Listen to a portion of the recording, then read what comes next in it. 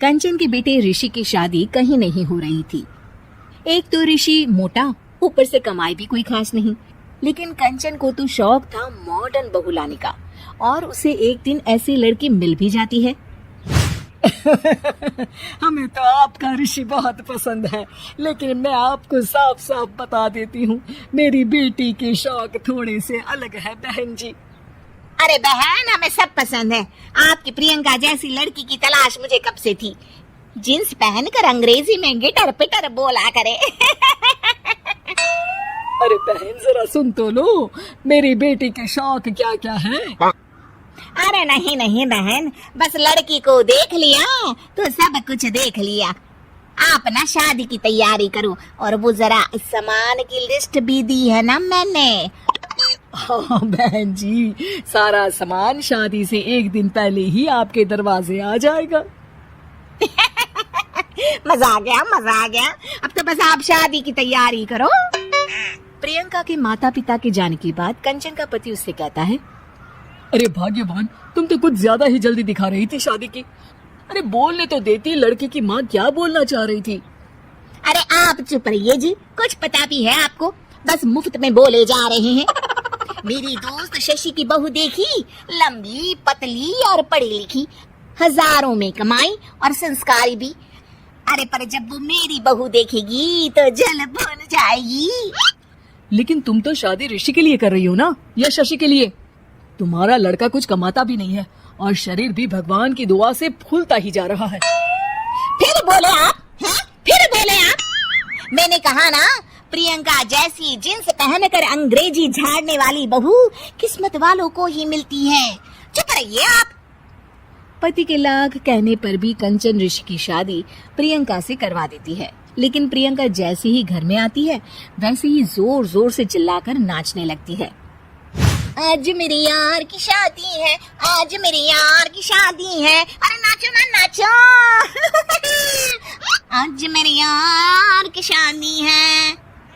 कंचन, उसका पति और ऋषि ये देखकर हैरान रह जाते हैं।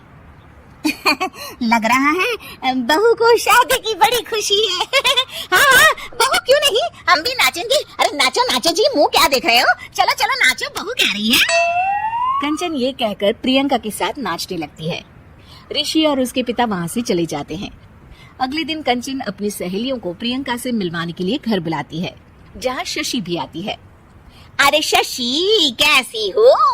मैं ना तुम्हें प्रियंका से मिलवाती हूँ। अरे सच में बहुत ही एडवांस सोच की लड़की है। कितने मॉडर्न ख्यालात हैं उसके, पता है तुम्हें? अरे हाँ कंचन, जरूर। बच्चों की शादी अच्छी ही होनी चाहिए, और वैसे भी तुझे तो शुरू से ही ऊंचे ख्याल की बहू चाहिए थी। तभी कंचन की सहेली कहती है, अरे कंचन, बुलाओ ना प्रियंका को, हम भी मिल लें। अरे बहू प्रियंका, जरा बाहर तो आना। कई बार आवाज देने के बाद भी प्रियंका बाहर नहीं आती है, तो कंचन को बुरा लग जाता है। वो उसे लेकर बाहर आती है, लेकिन ये क्या, प्रियंका लड़खड़ाती हुई बाहर आती है और उसके हाथ में शराब की बोतल होती है। हालांकि शराब पीना स्वास्थ्य के लिए हानिकारक होता है, और ये हमारी किडनी के लिए बहुत ही खतरनाक है। लेकिन कंचन की बहू प्रियंका पूरे नशे में होती है। अरे इतने सारे लोग। ये कहकर वो शशि के पास जाती है। आंटी जी, पत्ते खेलेंगी, पत्ते। अरे दूर हो, दूर हो, तुम्हारे मुंह से तो शराब की बदबू आ रही है। अरे कंचन, माना तुम्हें मॉडर्न बहू चाहिए, लेकिन आधुनिकता का मतलब ये तो नहीं ना। बुरा न मानना कंचन, तुम्हें पता था कि तुम्हारे बेटे की कमाई और शरीर दोनों ही ठीक नहीं है, तो तुम्हें उसी हिसाब की लड़की से शादी करवानी चाहिए थी। ऐसा कहकर सभी औरतें वहाँ से चली जाती है। तभी प्रियंका की माँ कंचन के घर आती है। अरे बहन जी, बड़ी चालाक निकली आप तो।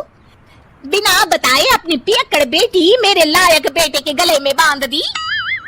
ओए होए, बड़ी आई बिना बताए। उस दिन जब मैं ये बात बता रही थी तो तुम तो सुनने को भी तैयार नहीं थी। अब भुगतो तुम। ये कहकर वो वहाँ से वापस चली जाती है। सबके जाने के बाद कंचन अपना सर पकड़ लेती है। हाय रे, आधुनिकता की अंधी दौड़ में मैं अपनी संस्कृति ही भूल बैठी थी। अब तो राम ही बचाए मुझे।